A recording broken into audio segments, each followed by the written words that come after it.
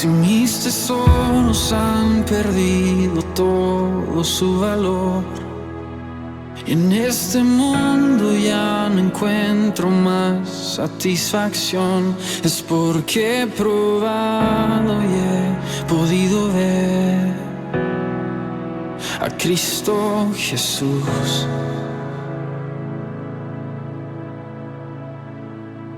Si todo es nada comparado a lo que hay en ti, lo que es y ya no es importante para mí, es porque he probado y he podido ver a Cristo Jesús.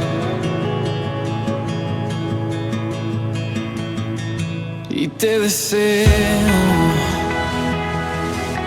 más que a la vida, te deseo más cada día, te deseo más todavía, Jesús.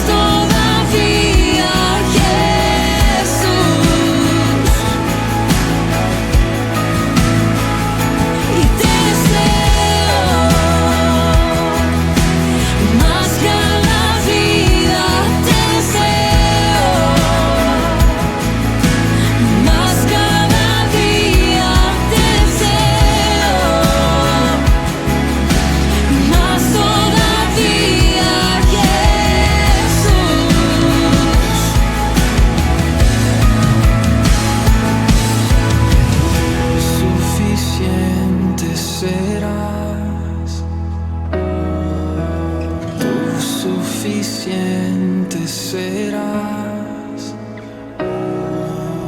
hoy por la eternidad. Tú suficiente serás. Tú suficiente serás.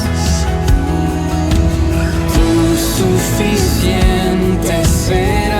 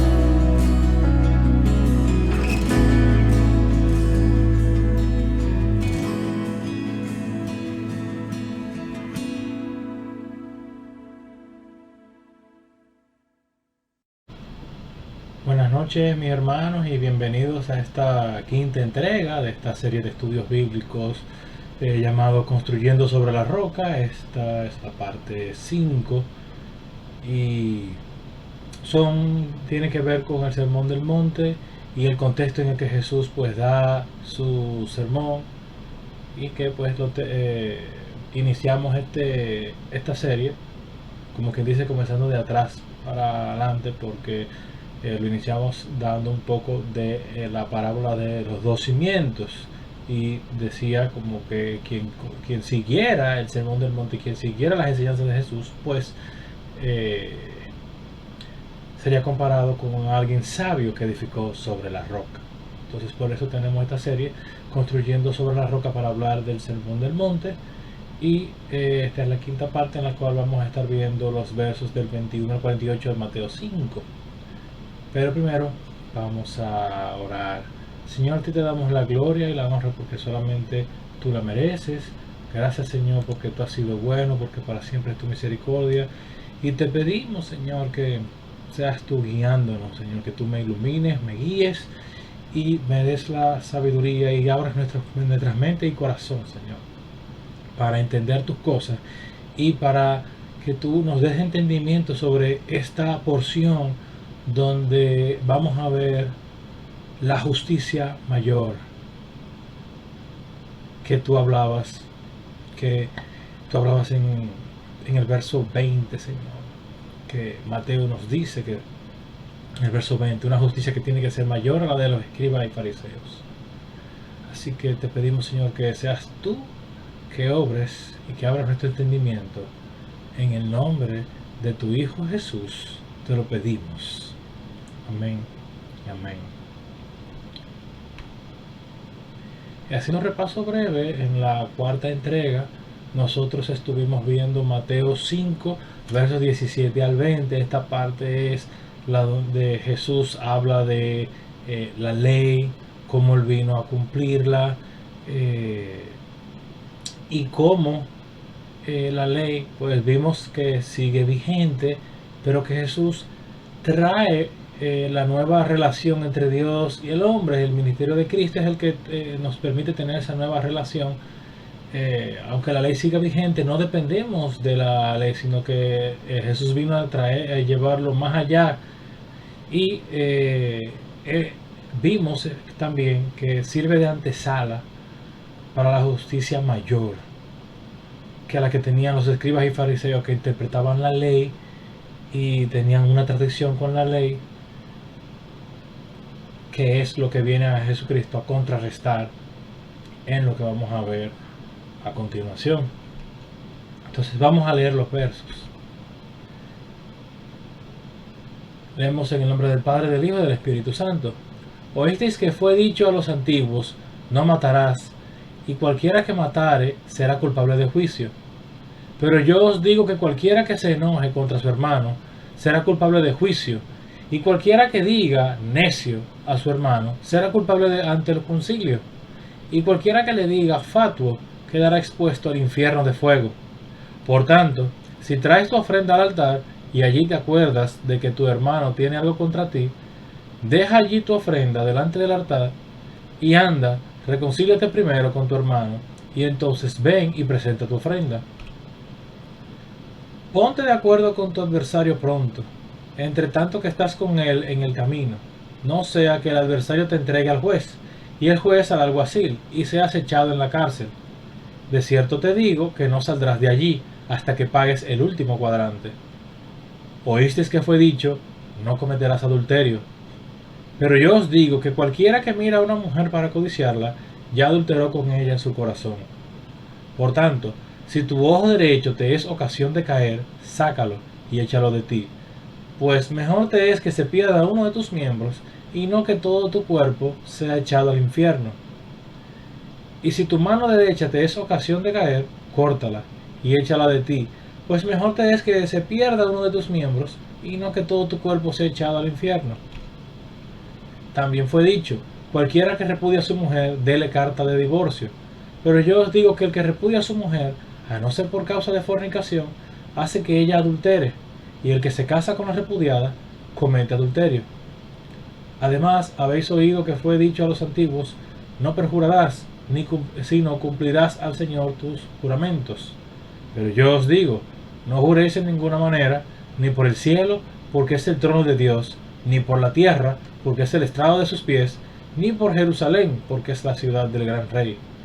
Ni por tu cabeza jurarás, porque no puedes hacer blanco o negro un solo cabello.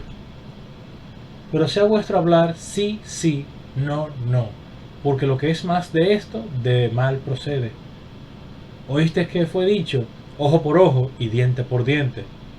Pero yo os digo, no resistáis al que es malo. Antes, a cualquiera que te hiere la mejilla derecha, vuélvele también la otra. Y al que quiera ponerte a pleito y quitarte la túnica, déjale también la capa. Y a cualquiera que te obligue a llevar carga por una milla, ve con él 2. Al que te pida, dale. Y al que quiera tomar de ti prestado, no se lo rehuses. Oísteis que fue dicho, amarás a tu prójimo y aborrecerás a tu enemigo. Pero yo os digo, amad a vuestros enemigos, bendecid a los que os maldicen, haced bien a los que os aborrecen, y orad por los que os ultrajan y os persiguen. Para que seáis hijos de vuestro Padre que está en los cielos, que hace salir su sol sobre malos y buenos, y que hace llover sobre justos e injustos. Porque si amáis a los que os aman, ¿qué recompensa tendréis? ¿No hacen también lo mismo los publicanos? Y si saludáis a vuestros hermanos solamente, ¿qué hacéis de más? ¿No hacen también así los gentiles? Sed, pues, vosotros perfectos, como vuestro Padre que está en los cielos es perfecto. Vamos a comenzar, mis hermanos, como lo hicimos en la cuarta entrega, en la entrega pasada, con un poco de análisis literario. Estos versos contienen las llamadas antítesis del Sermón del Monte, y 6 veces las demandas de Jesús hacen un contraste a un requerimiento de la ley del Antiguo Testamento. Cada antítesis consiste en una premisa iniciada por la fórmula oísteis que fue dicho, en el primer caso a los antiguos, y una respuesta opuesta introducida por él, pero yo os digo. Y aunque la frase completa ocurre solo en los versos 21 y 33, formando 2 divisiones de 3 antítesis cada una, y abreviadas con el fue dicho en el verso 31, el significado de la frase completa está implícito en las 6 premisas. El contraste, pero yo os digo, introduce cada uno de los contraargumentos o respuestas opuestas. En la crítica de forma, la naturaleza de las 6 afirmaciones se dividen en 2 categorías de mandamientos necesarios y ordenanzas legales. Por un lado, 3 antítesis tienen formato legal, dando las reglas y consecuencias en tercera persona. Esos son los versos 21 a 22, el 27, el 28 y los versos 31 al 32. Y por otro lado tenemos las antítesis que tienen la forma de un mandamiento necesario o una prohibición, una demanda absoluta en segunda persona, que son los versos 33 al 34, versos 37, 38 al 39 y 43 al 44. En otras palabras, las primeras 3 son ordenanzas legales que se pueden definir y hacer cumplir. Las otras 3 son simplemente mandamientos absolutos o prohibiciones. Las antítesis de los versos 31 y 32, 38 y 39a y 43 al 44 obedecen a la redacción de Mateo, y los versos 21 al 22, 27 y 28, 33 al 37 tienen un trasfondo que son más de tradición, con raíces que se extienden al propio ministerio de Jesús.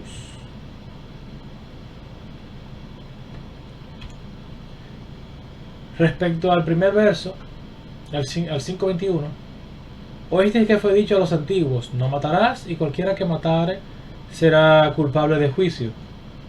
Aquí en lo de los antiguos se usa como objeto indirecto, tanto aquí como en el verso 33, y tiene que ver con el contexto que aquellos antiguos se refiere a la ley mosaica. Y como veremos a continuación, el decálogo mismo está detrás de las premisas de los versos 21, 27 y 33. Por lo tanto, Los antiguos son la generación del Sinaí y los que recibieron y los que le siguieron a esta, que recibieron la ley hablada por Dios por medio de Moisés. También es legítimo ver el contraste entre dar la ley a los antiguos, dígase a Israel como pueblo de Dios, y cuando Jesús dice, pero yo os digo, se refiere al presente escatológico para la audiencia a la que Jesús le está hablando. La expresión de lo oísteis es lo común para la experiencia judía de escuchar la ley siendo leída y expuesta, explicada en la sinagoga y en el contexto de adoración del templo. Esto quiere decir que esta frase les recuerda a la audiencia que ellos ya han escuchado, han sido instruidos como los antiguos, lo referente a la voluntad de Dios, la ley. Esto apunta también al acto de Dios darle la ley a Israel de forma que oralmente escucharan y fueran instruidos en el contexto de adoración o culto. Es precisamente esta ley y no su interpretación tradicional ni en el entendimiento que se tuviera lo que es contrarrestado en las antítesis o en la antítesis que vamos a ver en el verso 22. No matarás y cualquiera que matare será, esta parte, aquí hay dos cosas. Lo primero, una prohibición, y lo segundo, una ordenanza legal. La primera es una cita directa del sexto mandamiento que prohíbe el asesinato en Éxodo 20, verso 13 y Deuteronomio 5, verso 17. La segunda parte es una ordenanza legal compuesta por un condicional que describe el crimen seguido de la penalidad. Pero esto no difiere de la enseñanza de las consecuencias legales del Antiguo Testamento al violar el sexto mandamiento.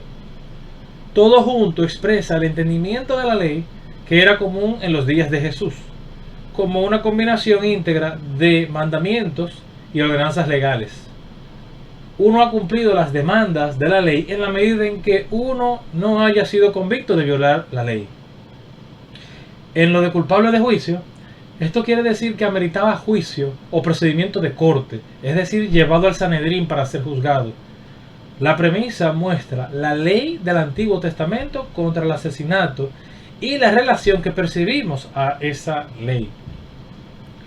Pasamos al verso 22, pero yo os digo que cualquiera que se enoje contra su hermano será culpable de juicio.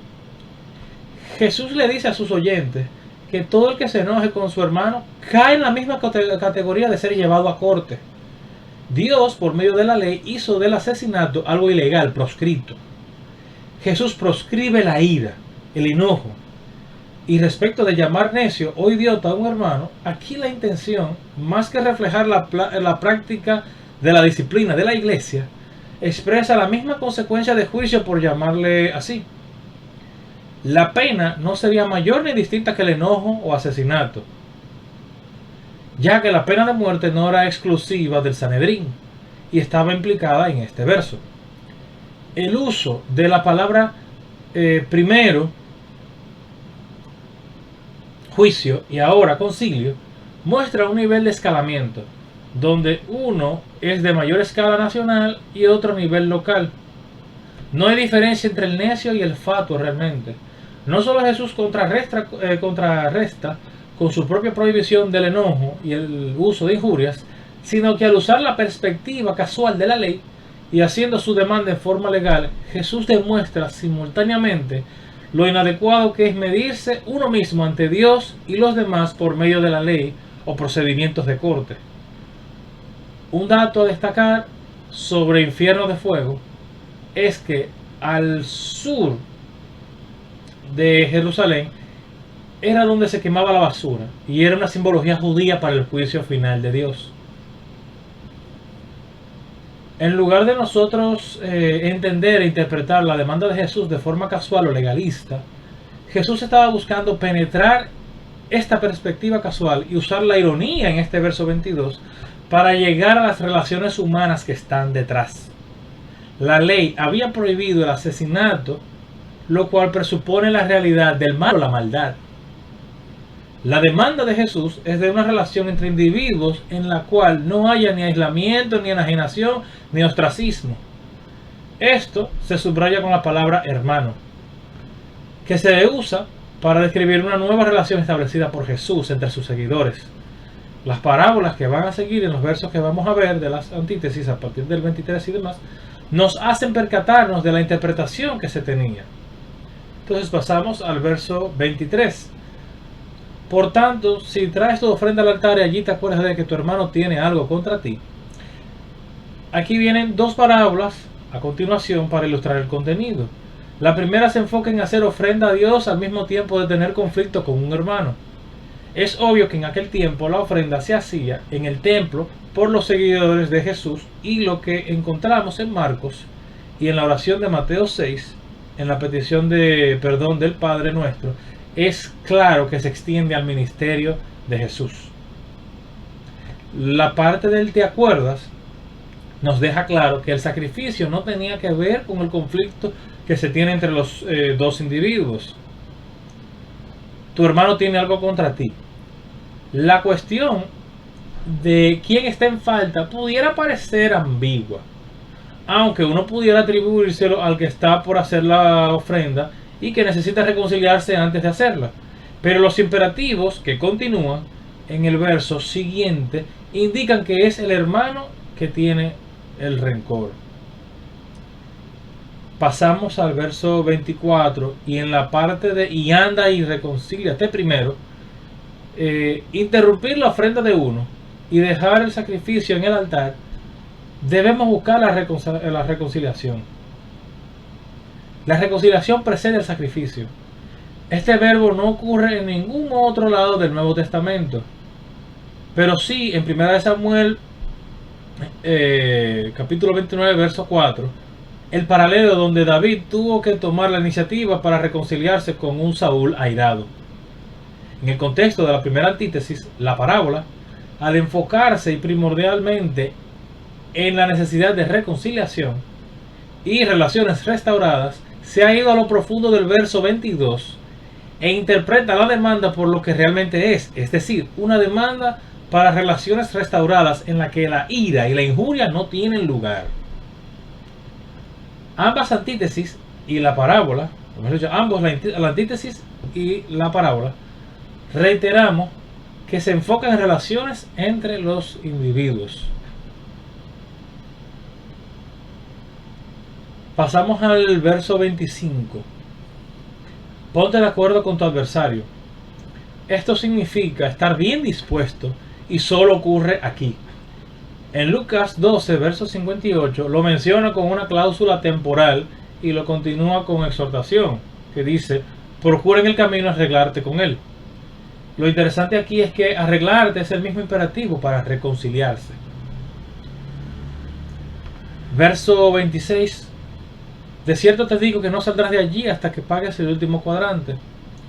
No puede estar más claro que el estar bien dispuesto, reconciliarse con el adversario y hacerlo pronto. Como en la parábola anterior, la responsabilidad cae sobre el individuo, no solo de tener una relación con su hermano desde el propio punto de vista de uno, sino de tomar la iniciativa para restaurar relaciones rotas si nos ponemos en los zapatos del adversario. Pasamos al verso 28. Pero yo os digo que cualquiera que mira a una mujer para codiciarla ya adulteró con ella en su corazón. Cualquiera que mira a una mujer para codiciarla, esto se convierte en: no serás culpable de adulterio, que no te lleven a corte por un proceso de adulterio, que no seas convicto de adulterio ante la corte, ante un juicio. Como en los días de Jesús y en el Antiguo Testamento, el adulterio involucraba a una mujer casada. La palabra mujer en este verso lo debemos entender como la esposa de otro. Codiciarla significa desearla sexualmente. Ya adulteró con ella en su corazón. Jesús categóricamente declara que el deseo lujurioso, codiciar a la esposa de otra persona, nos incrimina en lo más profundo de nuestra persona, no solo como algo mental, sino corazón como centro de nuestro ser, nuestras acciones, nuestros pensamientos como centro de todo, no simplemente como algo mental de que lo pensé, sino que somos culpables en todo nuestro ser, en toda nuestra persona. Los versos 29 y 30, en estos versos, hay dos de las oraciones más impactantes de los evangelios. La primera se enfoca en el ojo y la segunda en las manos como instrumentos por medio de los cuales la maldad ataca a los individuos, y estos versos prescriben medidas drásticas para evitar la aniquilación total. Cuando dice tu ojo te es ocasión de caer, sácalo, claramente nos da a entender que amerita una medida drástica. Primero está el hecho de que se hace referencia a un miembro para referirse al resto del cuerpo, y segundo, lleva consigo un significado adicional de la persona en sí. Estemos claros que la automutilación no resuelve nada ni evita el pecado, así como tampoco la prohibición de la lujuria o la prohibición de la codicia no evita el adulterio. El asunto va más allá. Tiene que ver con nuestra propia persona que nuestros pensamientos y acciones representan. Esta hipérbole usada por Jesús enfatiza la necesidad de nuevas relaciones como punto de partida entre individuos donde la maldad ya deja de ser lo dominante.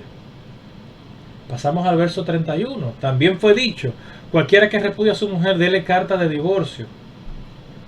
Aquí se representa el resumen de Deuteronomio 24, verso 1, expresado en la forma de una ordenanza legal con un condicionante.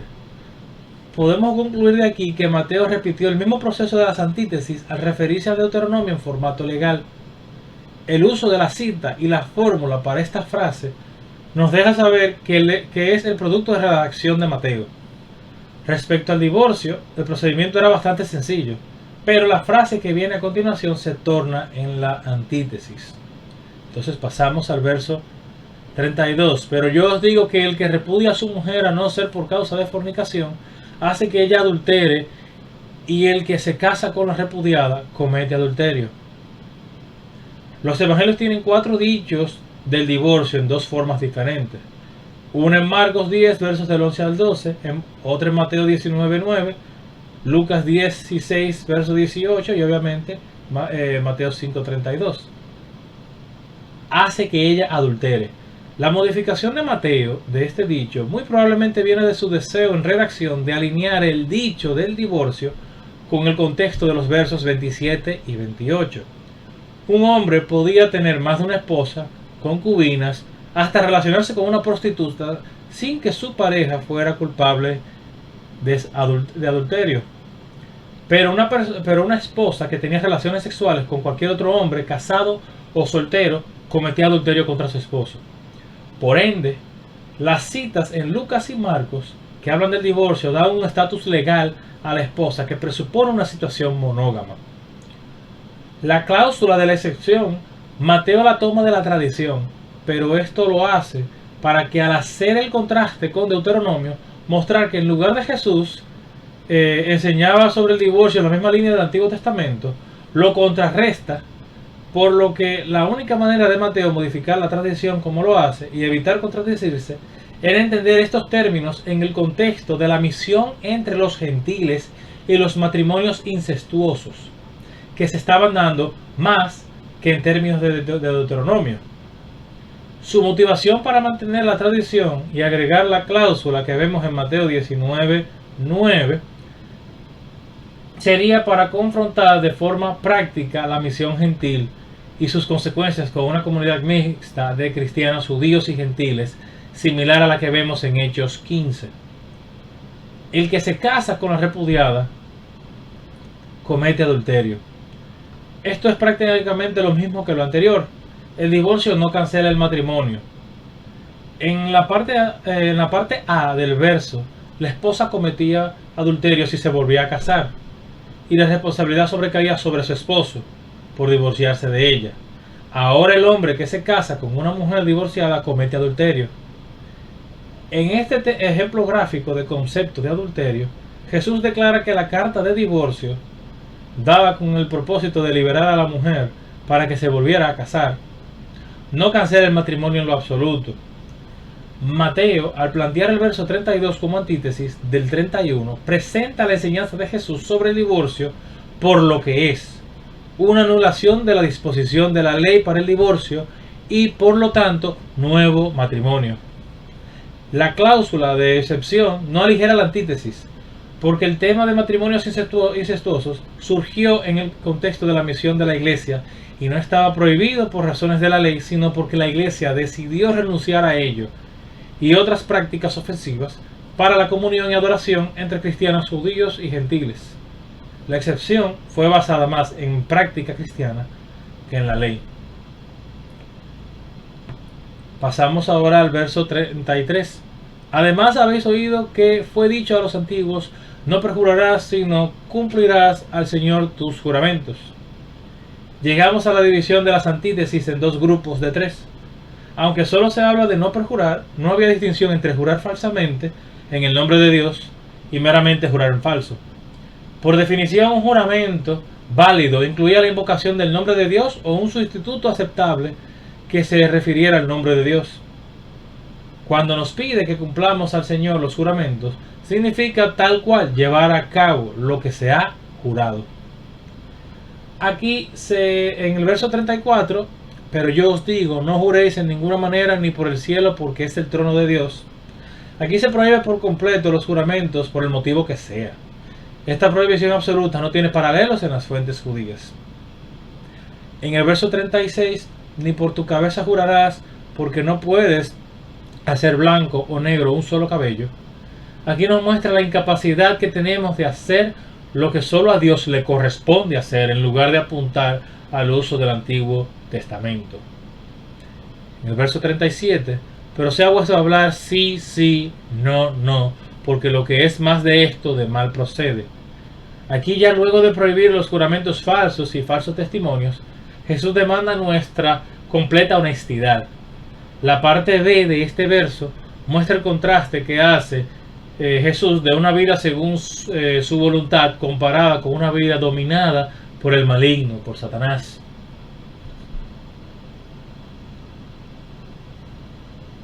Verso 38. Oísteis que fue dicho ojo por ojo y diente por diente. Esta referencia viene de Deuteronomio 19, verso 21. En la Septuaginta, Lex Talionis, la ley del talión, hace referencia al código de Hammurabi.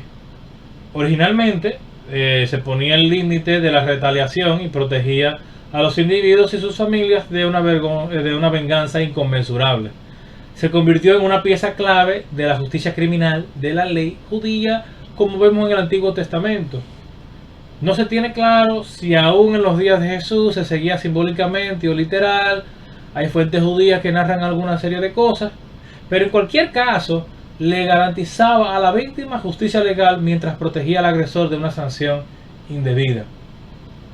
Verso 39. Pero yo os digo, no resistáis al que es malo. Antes, a cualquiera que te hiera en la mejilla derecha, vuélvele también la otra. No resistáis implica oposición legal, es decir, no oponerse al enemigo en corte. La referencia de la mejilla derecha implica que uno es bofeteado en la parte posterior de la mano, con la parte posterior de la mano, una acción que era particularmente degradante para un judío. Mateo nos presenta que con su redacción, que quien se siente insultado renuncia a su derecho de accionar legalmente. En verso 40, y al que quiera ponerte a pleito y quitarte la túnica, déjale también la capa. La túnica representa el atuendo básico.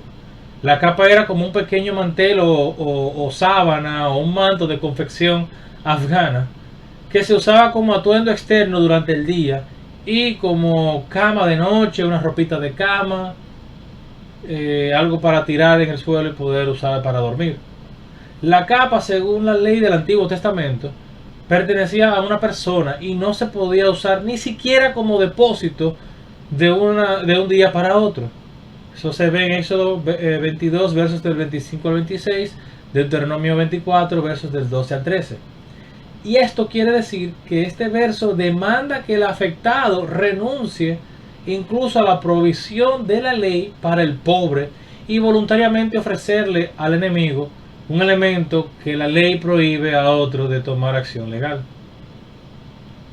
Verso 41. Y a cualquiera que te obligue a llevar carga por una milla, ve con él 2. Este obligar se remonta a una costumbre de origen persa que requería que uno hiciera un servicio o algo a solicitud o deseo de otro. Los soldados romanos, al parecer, mantuvieron esta práctica detestada usando a civiles judíos para sus propios propósitos. Podemos recordar cuando los romanos obligaron a Simón a cargar la cruz de Jesús. Una milla era medida romana de 1000 pasos, menos de una milla, y esta petición era jurídicamente vinculante, pero uno está supuesto a ir incluso más allá del límite requerido, ir la milla extra. Verso 42: al que te pida, dale, y al que quiera tomar de ti prestado, no se lo rehuses. Esta petición viene de un mendigo, o de la situación como si fuese uno un mendigo el que está pidiendo. No conlleva ninguna obligación legal, pero tiene una obligación religiosa. La limosna era integral en la piedad judía. Mateo termina la serie de demandas con la orden de no negar un préstamo. Aquí no hay prácticamente obligación. Este préstamo voluntario va acorde con ir la milla extra. Mateo está usando la tradición. Si tomáramos esto de forma legalista, nos llevaría a la anarquía. Pero si lo tomamos en contexto con las antítesis, llama a un comportamiento conmensurado, con un punto de partida totalmente distinto referente a relaciones humanas. En lugar de percibir estas relaciones controladas por la justicia legal y por ende presuponer la presencia del mal y la maldad y la necesidad de dicha justicia, Jesús llama a que tengamos relaciones en las que ni el mal ni la maldad sean el factor de control. Mateo usa el mismo principio en el marco de experiencias humanas, contrastando la vida del día a día con una vida que se vive bajo la voluntad de Dios en el reino. Verso 43: oísteis que fue dicho, amarás a tu prójimo y aborrecerás a tu enemigo. El prójimo en el primer siglo toma referencia de Levítico 19:18, pero el enfoque tiene un contraste cuando se menciona el adversario de uno, el enemigo. Este contraste no tiene paralelo en el Antiguo Testamento. El sentido que Mateo le da es de darle continuidad al Antiguo Testamento de nuestra actitud y comportamiento hacia otra persona, condicionada dependiendo de quién fuera la otra persona. Se puede concluir que la distinción de prójimo y enemigo respecto de quien aceptara la actividad redentora de Dios se mantiene esencialmente una distinción religiosa y moral más que personal, como lo era en el Antiguo Testamento y en el judaísmo.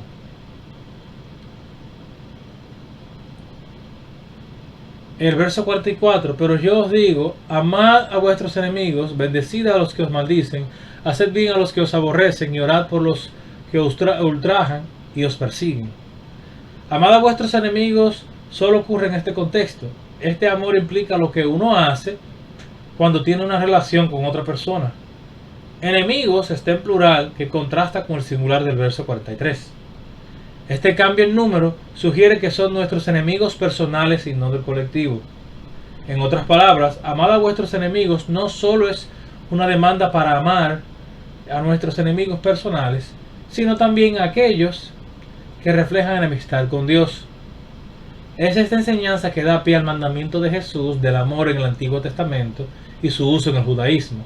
La petición de oración de los que nos ultrajan y persiguen nos muestra la acción de amor por nuestros enemigos que debemos responder con oración intercesora. Esto se ilustra por Jesús y Esteban en Lucas 23:34 y en Hechos 7:60 respectivamente. Esto también ya lo vimos en las bienaventuranzas en Mateo 5:10. Este amor infinito se corresponde con la obra redentora de Dios para todas las naciones, como encontramos en la promesa de Isaías y usada por Mateo como prefacio del ministerio de Jesús en Mateo 4 versos 14 al 17, que espero que se recuerden, y si no les exhorto a que vean nuestra primera entrega donde dimos el contexto del Sermón del Monte, Mateo 4, y de cómo Jesús inicia el ministerio. Y esto concluye con Mateo 28, 18 al 20, que es la Gran Comisión. El aspecto práctico del enfoque en nuestra respuesta a la persecución en el contexto de la misión evita que el mandamiento sea algo meramente un ideal abstracto. Pasamos al verso 45. Para que seáis hijos de vuestro Padre que está en los cielos, que hace salir su sol sobre malos y buenos, y que hace llover sobre justos e injustos, para que seáis hijos de vuestro Padre que está en los cielos. La meta o recompensa de la filiación en Mateo y Lucas no tiene que ver con el estatus como hijos, sino en la característica en sí de la conducta hacia el Padre. En otras palabras, aquí no se habla de cómo se hace uno hijo, sino cómo el hijo actúa. Este énfasis sale al describir la conducta del Padre. Malos y buenos, justos e injustos. La promesa futura tiene que ver con el reconocimiento de filiación en el juicio final. Pero la filiación ya está en el presente en vista de la obra redentora de Dios por medio de Cristo.